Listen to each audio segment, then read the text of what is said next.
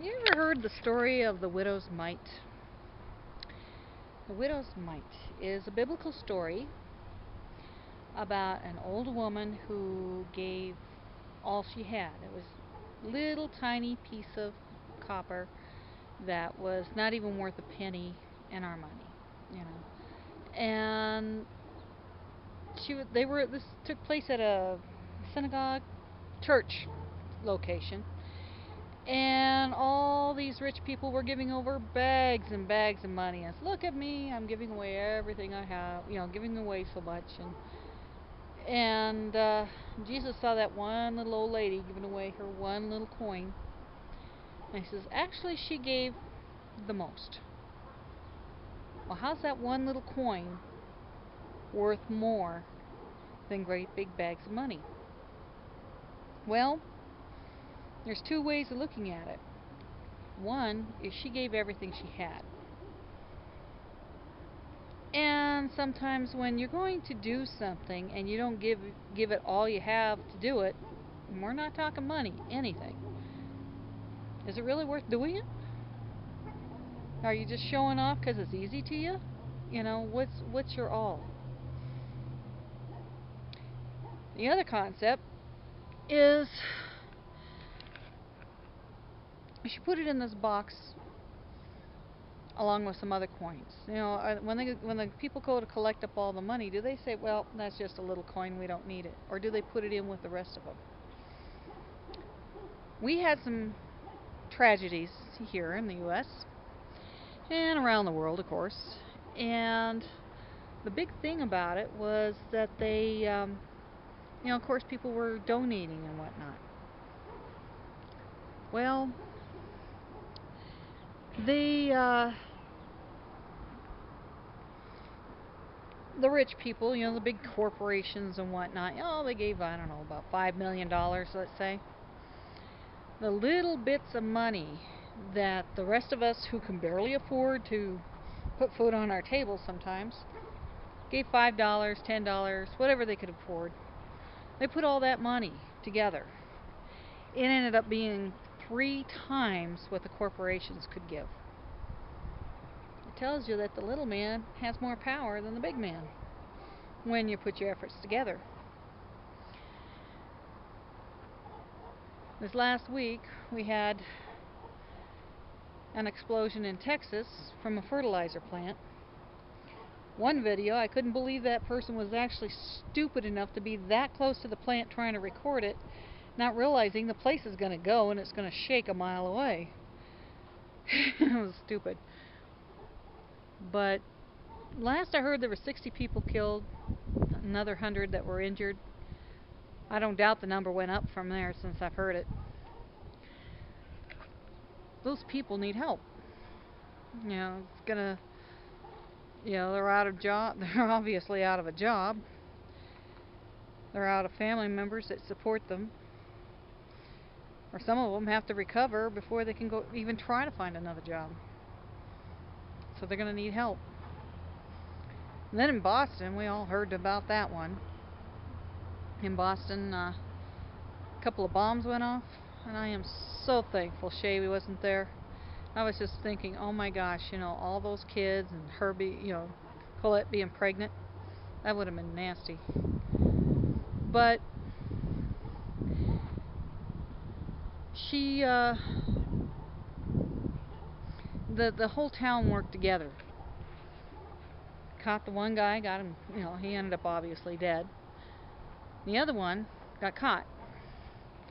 Hopefully, he'll give us a logical answer as to why on earth a sports event that you have to blow up people.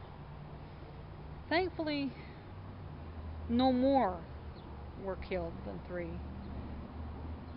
But I can't replace the pain those 3 caused. They were somebody's kids. They were just kids. And it just kills me to think about it. Never mind, I don't know, they said there was about 100, 150 people that were injured. Some of them even lost limbs. So Boston's going to need help in the sense of helping those people recover from the situation and, rebuild the area that got damaged.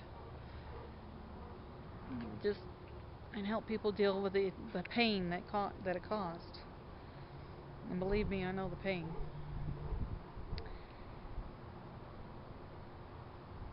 So if you're in that area, help them out where you can.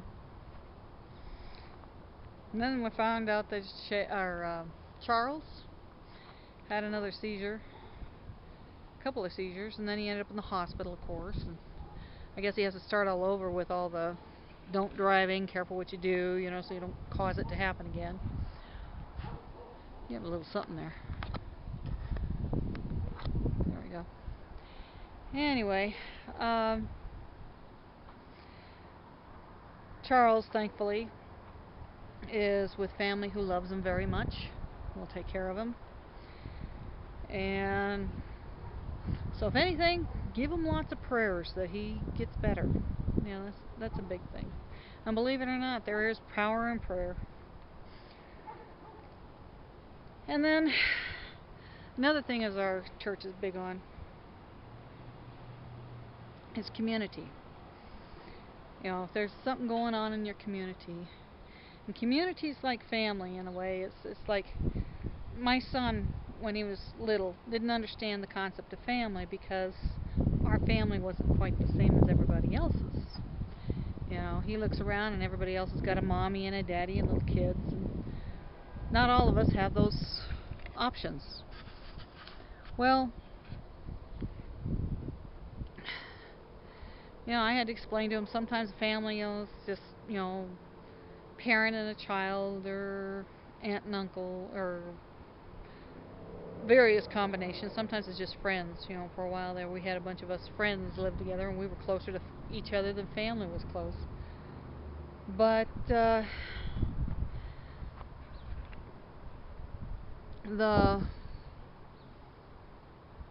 am I going with this? Oh, community. Community is that way too. Community is not, like this is a neighborhood right here. You see this neighborhood? These are houses. We're at a school. This is our little community here.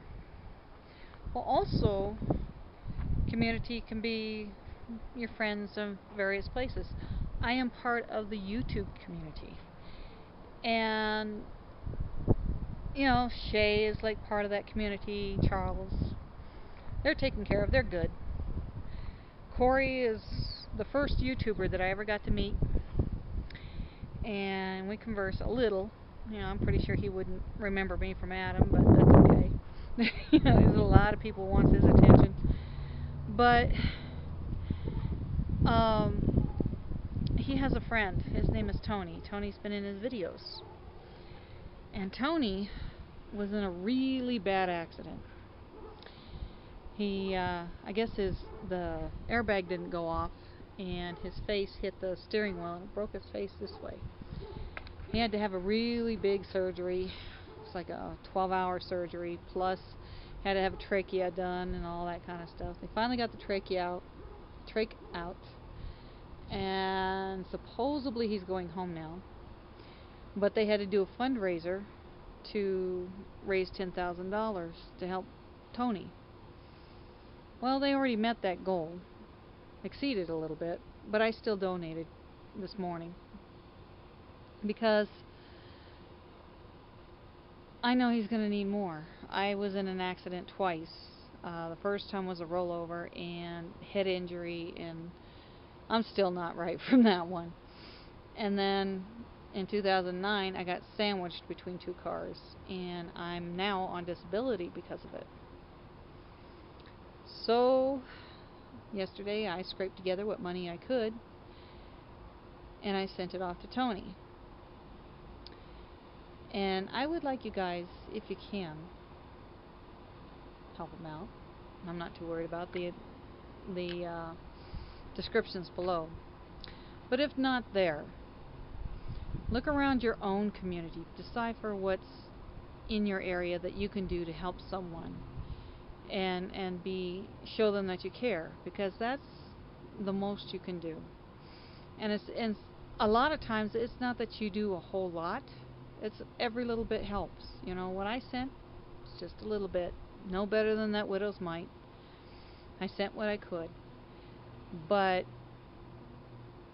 I know that's going to be combined with others, and it's really going to help them out. And because their insurance is not going to cover it. So that's what I want you guys to think about is, not just Tony. Oh, the other thing was I was supposed to do to so show that I support Tony was to hug a tree. So there's a clip of me hugging a tree.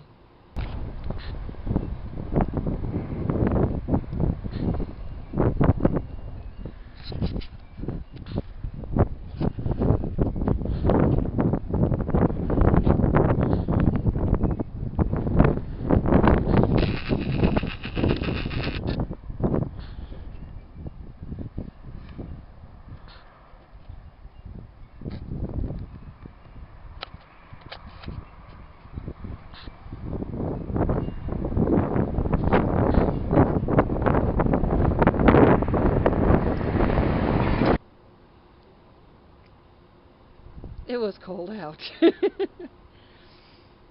But I want you guys to look around your community, the ones you love, the ones you care about, people that you associate with, be it close to home, be it at school, on your job, abroad.